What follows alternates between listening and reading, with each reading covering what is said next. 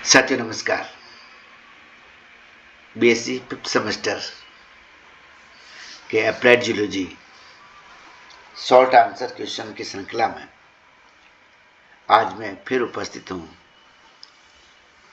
आपके समक्ष प्रश्नों के उत्तर लेकर। रेशम कीट के रोगों पर संक्षिप्त टिप्पणी लिखिए। रेशम उद्योग अनेक रोगों से प्रभावित है। ये रोग रेशम कीट की लार्वा अवस्था में लग जाते हैं। सबसे महत्वपूर्ण रोग पेब्राइन कहलाता है। पेब्राइन एक प्रोटोजोन नोसिमा बोम्बिक्स द्वारा उत्पन्न होता है। दूसरा रोग मैगट रोग है, जो एक मक्खी ट्राइकोलीगा सोरबिलास के कारण होता है। ये मक्खी अपने अंडे लार्वा की त्वचा में दे देती है। अंडों से मैगट निकलकर लार्वा की देह में विकसित हो जाते हैं तथा लार्वा की मृत्यु हो जाती है। ये रोग अधिकतर रेशम कीट लार्वा की चतुर्थ और पंचम अवस्था में लगता है। ये कोकून बनाने की तैयारी करता है। कुछ अन्य विषाणविक रोग जैसे पॉलीहाइड्रोसिस जीवाणु अथवा कवक द्वारा उत्पन्न हो जाते हैं तो भी इन लार्वों की मृत्यु का कारण बनते हैं। तो आपने देखा रेशम कीट के मुख्य रोग है। पहला रोग है पेब्राइन, जो नोसेमा बॉम्बिक्स नामक प्रोटोजोन के कारण होता है। दूसरा रोग है मैगट रोग, जो एक मक्खी ट्राइकोलिंगा सोरबिलस के कारण होता है। तीसरा जो है मेन रोग वायरस के कारण होता है, जो पॉलीहाइड्रोसिस कहलाता है। इन सभी में कैटरपिलर और लार्वा की मृत्यु हो जाती है, जो रेशम कीट उद्योग को क्षति पहुंचाती है। शहतूत की खेती पर टिप्पणी लिखिए। संपूर्ण सिल्क उद्योग का आधार शहतूत की खेती है या शहतूत के पत्ते हैं, क्योंकि लार्वों का भोजन शहतूत है के पत्ते हैं। इन कीटों का भोजन शहतूत के पत्ते होते हैं। शहतूत के पौधों की कलम उचित मौसम में भूमि तैयार कर रोपी जाती है। उत्तम प्रजाति की जो शहतूत होती है वो मोरस अल्बा लीनियस, तो मोरस इंद्रिका लीनियस प्रमुख है। भारत में नए अनुसंधानों के कारण शहतूत के पत्तियों का उत्पादन 15,000 किलो प्रति हेक्टर से बढ़कर 30,000 किलो प्रति हेक्टर हो गया है। Morus alba Linnaeus, Morus indica Linnaeus और उत्पादन 30,000 किलो प्रति हेक्टर। भारत में सेरिकल्चर उद्योग पर टिप्पणी लिखिए। भारत में सेरिकल्चर उद्योग लगभग 85 लाख लोगों को रोजगार देता है। इसके द्वारा वार्षिक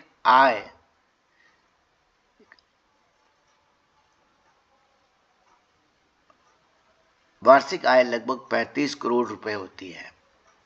भारत में रेशम कीट पालन 1000 वर्ष पूर्व से ही किया जाता रहा है। ये कुटीर उद्योग के रूप में विकसित हुआ है।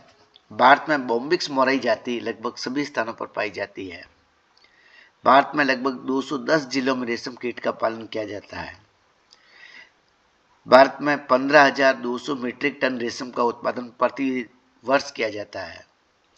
आधुनिक आंकड़ों के आधार पर भारत का रेशम उत्पादन में विश्व में तीसरा स्थान है। भारत में उत्पादित रेशम का एक बड़ा भाग देश में ही काम में लिया जाता है। उत्पादन का मात्र 35 से 40% भाग अन्य देशों को निर्यात किया जाता है। भारत में रेशम तकनीक में उच्च स्तरीय सुधार हेतु सेंट्रल सेरिकल्चर एवं ट्रेनिंग इंस्टीट्यूट मैसूर एवं रांची में कार्यरत है। राजस्थान में इस उद्योग को बहुत अधिक प्रोत्साहन दिया जाता है। रेशम के कीट का सफल पालन अरंडी की पत्तियों पर बीकानेर में किया जा रहा है। जोधपुर, बांसवाड़ा और कोटा रेशम कीट पालन के प्रमुख केंद्र हैं।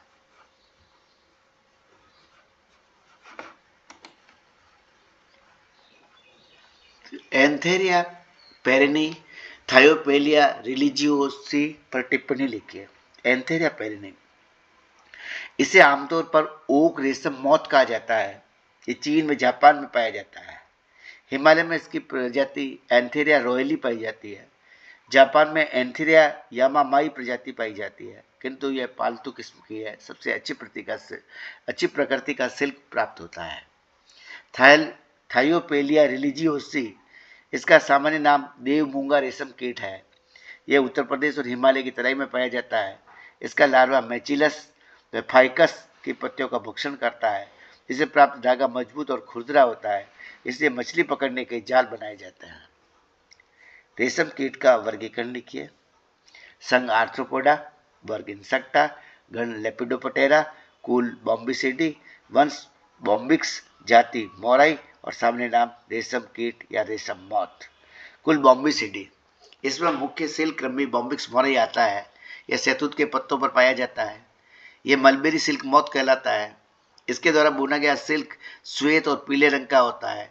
इसका घर चीन है, जहाँ से यह भारत, जापान, कोरिया, इटली और फ्रांस तथा रूस में फैल गया। धन्यवाद। जय हिंद, जय भारत। आज के लिए इतना ही।